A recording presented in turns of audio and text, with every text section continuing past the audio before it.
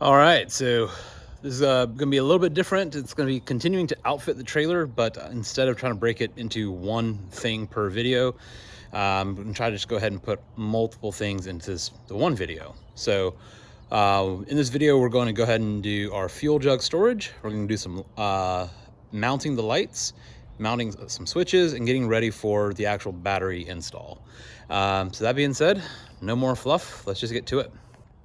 And being the fantastic YouTuber I am, I didn't film this, but it is a Pit Posse 4-can storage. And because my trailer has these lips on the floor and on the walls, I got some 3/8 inch scraps, 3 thick, and that allowed me to go ahead and mount it up where it needs to be. And yeah, that's what we got. So we have one on the bottom and we have one on the back of it as well to hold everything where it needs to be. And going into now the second phase, or second part on this particular video. It's pretty dark in here. If I don't have the truck hooked up, I can't run these small, almost nothing lights. So that's not good enough. Most people I've seen on the YouTube have gotten this same set, these LED strip lights. They got a power button on them, easy, quick to mount, and just run them through a single switch. All right, so just finished temporarily wiring the lights up just to test and see how much I do or do not like it. So I did 3 rows of 2, and I'll have 2 more underneath the cabinets that I'll do later. But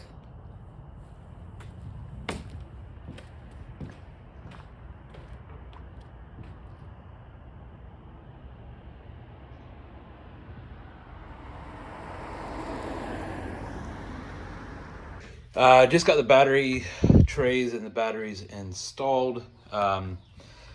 These battery trays I will rank as 1 star on the Amazon. They're supposed to be for a Group 24 battery, but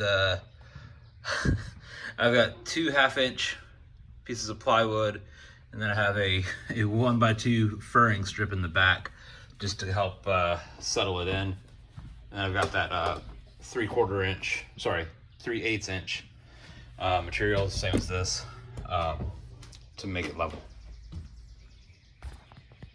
All right, so batteries are mounted down in the trailer. So back up here in the garage and going over the cable and then the actual connection.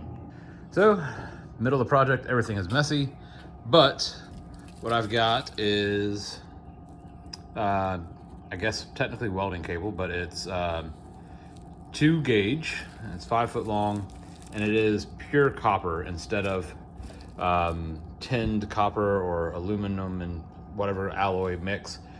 Pure copper for connecting the batteries. And this is a hydraulic crimping tool with the 2 gauge die in it. So one thing to keep a note of is if we have this bolt that is what's on the actual battery, focus, that's on the actual battery right now, is make sure that your terminals have a good fit on what you're doing. So yeah, go ahead and make sure that you use the correct, or you get the correct size eyelets for your particular application. So for mine, I think these are 5/16 for a M8 bolt. But yeah, that's on you to do your own research for that one. Anyways, I'm gonna go ahead and put a terminal on one side of my power and one side of my negative, and then I can measure and show the rest of that for the next part. All right, so get yourself a nice clean edge. Go ahead and give yourself an idea of where you need to strip the insulation to. Whatever tool you have to strip this insulation. I know there's a plethora of different ones, but go ahead and strip that carefully, and then it'll be time to actually throw the crib on. Once you got your wire stripped off, carefully put your your ferrule or whatever you want to call it on, and we're going to slowly pump until we're able to get good contact. So there we are, and we give it a quick check and we're good. The last thing that we're going to do is we're going to go ahead and throw our heat shrink on it, and we're going to go ahead and get that bad boy right up to the edge, but we're going to do that at the end of this. Alright, so back in the trailer, got our cables with a terminal on one side and got our batteries. So now we need to know what length to make them. So pretty straightforward to do it.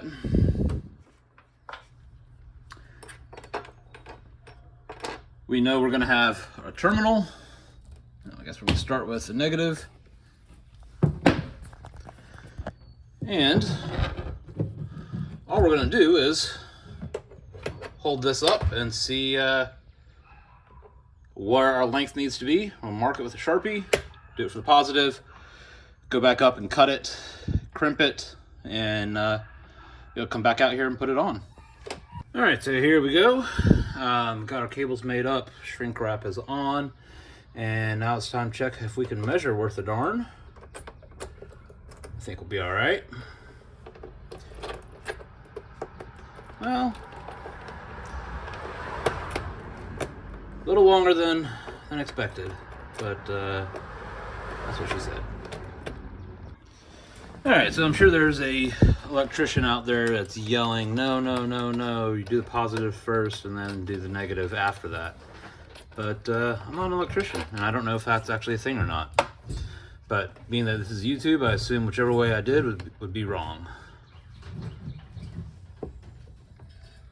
That's disheartening. God bless America. All right,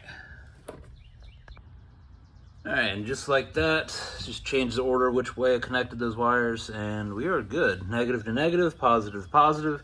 We are running in parallel. So now we're gonna run from here up to a disconnect, and then to our fuse block, and then start running everything to where it is actually gonna be used in the switches.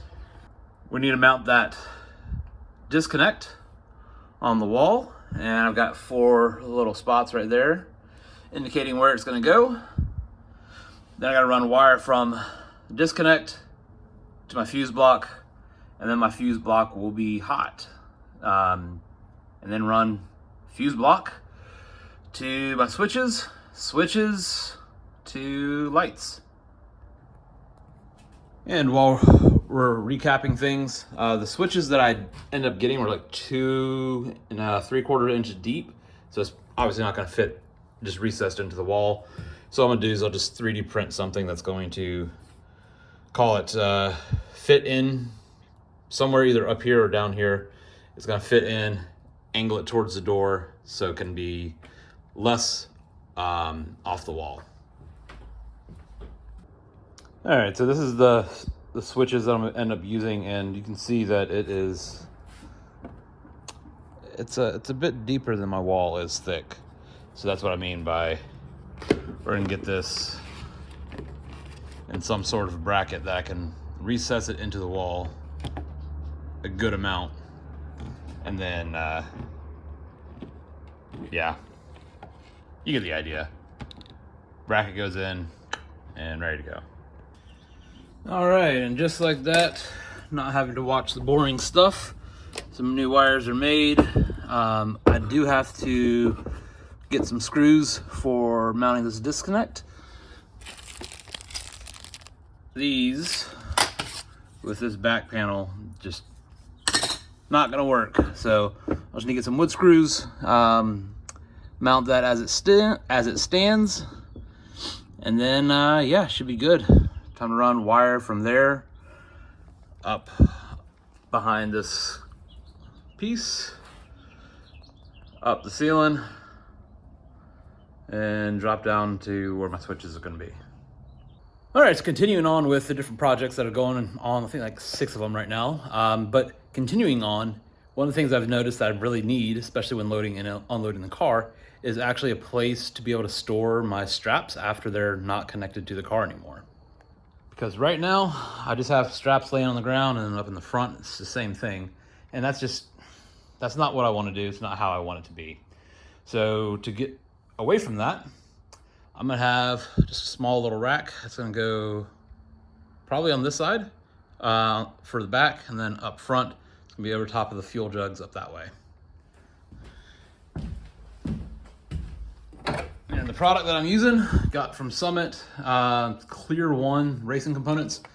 I had no idea that these were actually just plastic. Probably would have gotten different ones if I'd known that, but it'll be fine.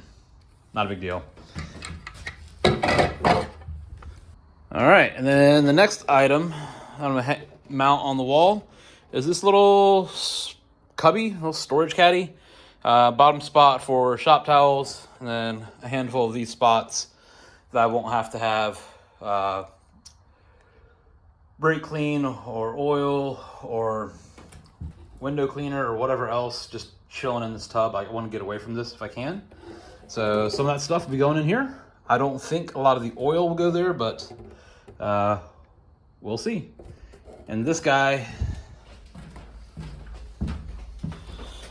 I'm thinking is gonna go somewhere up this way.